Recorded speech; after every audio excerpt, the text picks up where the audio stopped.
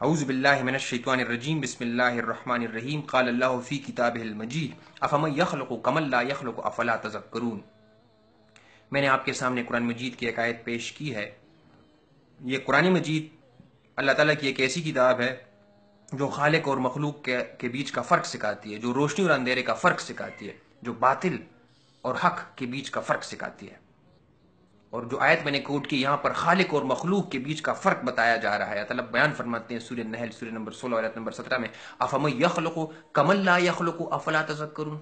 کیا خالق جس نے ہر چیز پیدا کی ہے، کیا یہ خالق ان چیزوں کی طرح ہو سکتا ہے جنہوں نے کچھ بھی پیدا نہیں کیا اس کائنات میں؟ افلا تذکرون، پھر تم عقل سے کام کیوں نہیں لیتے؟ پھر تم غور کیوں نہیں کرتے؟ پھر تم فکر کیوں نہیں کرتے؟ کیوں تم دوسری چیزوں کو پکارتے ہو؟ افلا تذکرون، یعنی یہ دونوں چیزیں ایک جیسی ہو سکتی ہیں؟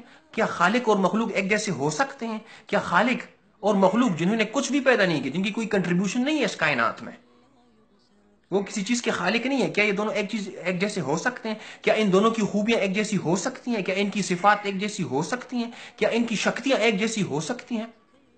خالق اور مخلوق ایک جیسے نہیں ہو سکتے۔ تعالیٰ سوال کر رہے ہیں کہ کیا ایک جیسی ہو سکتی ہیں؟ مطلب نہیں ہو سکتی ہیں۔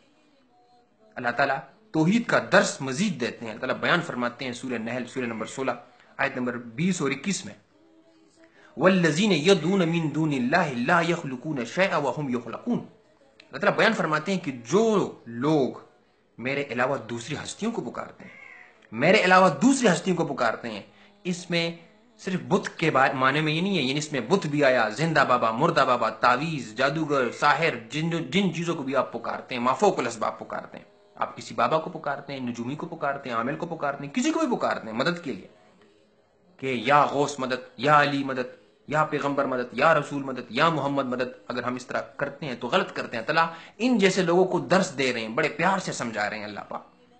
اور قربان جو اللہ تعالیٰ کے اس کلام سے آپ ذرا غور کریں، والذین یدعون من دون اللہ لا یخلقون شیئا، یہ جو تم پکارتے ہو ان کو، لا یخلقون شیئا، انہوں نے کوئی چیز کے خالق یہ نہیں ہے، وہم یخلقون، بلکہ اللہ فرمائے کہ میں نے ان کو پیدا کیا ہے۔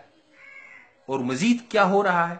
اللہ تعالیٰ بیان فرماتے ہیں اموات غیر احیاء، یہ تو مردہ ہے، ان میں زندگی کی رمق باقی نہیں ہے، ان میں حیات نہیں ہے، یعنی روح ان سے نکل چکی ہے، اب یہ کچھ نہیں کر سکتے ہیں آپ کے لیے۔ وما یشعرون ایان یبعثون، اور ان کو یہ تک نہیں پتا کہ یہ کب اٹھائے جائیں گے۔ جب انسان کو یہ تک نہیں پتا کہ میں نے کب اٹھنا ہے، تو میری بگڑیاں کیسے بنا سکتا ہے؟ وہ غوث کیسے ہو سکتا ہے؟ وہ داتا کیسے ہو سکتا ہے؟ وہ دستگیر کیسے ہو سکتا ہے؟ یہ صفات، یہ خوبیاں ایک اللہ کے لیے خاص کرو، الحمدللہ۔ اللہ تعالیٰ بیان فرماتے ہیں مزید، اس توحید کے درس کو ہمارے دماغوں میں انسٹال کر رہے ہیں اس قرآن کے ذریعے سے۔ کیسے کر رہے ہیں؟ اللہ تعالیٰ بیان فرماتے ہیں سورہ اعراف سورہ نمبر 7 اور آیت نمبر 194 میں، ان الذین تدعون من دون اللہ عباد امثالکم۔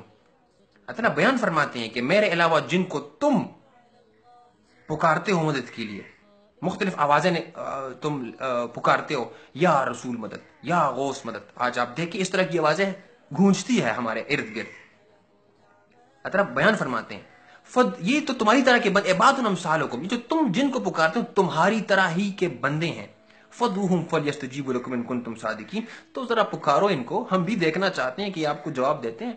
ان کنتم صادقین، اگر تم سچے ہو تو دلیل لے آؤ، جواب دو، اس بات کا جواب دو، جب آپ ان کو پکارتے ہیں تو یہ آپ کو جواب دیتے ہیں۔ فلیستجیبوا لکم، ہم دیکھنا چاہتے ہیں کہ یہ آپ کو جواب دیتے ہیں کہ نہیں۔ اللہ تعالیٰ پھر سوال کرتے ہیں، یہ بڑے اچھے سوالات ہیں، الہم ارجل یمشون بہا، ان کے پیر ہیں، ان کی ٹانگیں ہیں جن سے یہ چل سکے، یمشون بہا، جن سے یہ چل سکیں، ام لہم اید یبطشون بہا، ان کے ہاتھ ہیں جن سے یہ پکڑ سکیں، ام لہم عین، ان کی آنکھیں ہیں جن سے یہ دیکھ سکے، یبصرون بہا، ام لہم آذان، ان کے کان ہیں، یسمعون بہا، جن سے یہ سن سکے کہ ہاں میرا خالہ کا بیٹا آ گیا، اب میں ان کی بگڑیاں بناؤں گا۔ اس طرح وہ کر سکتے ہیں، وہ جان سکتے ہیں، یعنی ان کے چلنے کی طاقت، ان کی دیکھنے کی طاقت، ان کے پکڑنے کی طاقت، دیکھنے کی طاقت وہ چلی گئی، اللہ تعالیٰ کے قبضے میں وہ چلی گئی۔ اب یہ آپ کا کچھ نہیں کر سکتے ہیں، ڈرنے کی کوئی ضرورت نہیں ہے۔ ڈرنا ہے تو ایک اللہ سے ڈریں، مانگنا ہے تو ایک اللہ سے مانگیں، یہ آپ کا کچھ نہیں کر سکتے ہیں۔ یہ توحید ہے۔ ہمیں ان باتوں پر غور و فکر کرنا چاہیے، اپنے ارد گرد، اپنے آس پاس، اور اس پیغام کو دوسروں تک پہنچانا ہے۔ یہی تبلیغ ہے، یہی حقیقی تبلیغ ہے کہ آپ قرآن کے ذریعے لوگوں کو سمجھائیں، لوگوں کے عقائد ٹھیک کریں، کیونکہ بدعقیدگی کا رواج چلا آ رہا ہے، اور رواج ہے بھی، بہت عروج پر یہ چیز چلی گئی ہے۔ بدعقیدگی آپ اپنے ماحول میں دیکھ سکتے ہیں، اس کے خلاف کام کرنے کی ضرورت ہے۔ لہٰذا بڑے درد کے ساتھ اور محبت کے ساتھ آپ سے یہ میں اپیل کرتا ہوں کہ غم میں، خوشی میں، تکلیف میں آپ مدد صرف اللہ تعالیٰ سے مانگیں۔ اپنی کوشش جاری رکھیے، دنیاوی کوشش وہ آپ کریں، وہ صحیح آپ کریں، لیکن ساتھ میں آپ پکاریں یا اللہ مدد، وقال ربکم، اور تمہارا پروردگار آپ سے کہے ادعونی، مجھے کیوں نہیں پکارتے، مجھے پکارو، وَنَحْنُ أَقْرَبُ إِلَيْهِ مِنْ حَبْلِ الْوَرِيدِ، میں تمہاری شاخ سے زیادہ قریب ہوں، مجھے پکارو، مجھے پکارو، میں تمہاری پکار کا جواب دے سکتا ہوں، یہ تمہاری پکار کے جواب نہیں دے سکتے، یہ بابا، یہ عامل، یہ ساحر، یہ جادوگر، یہ آپ کا کچھ نہیں کر سکتے ہیں۔ یہی ہے توحید۔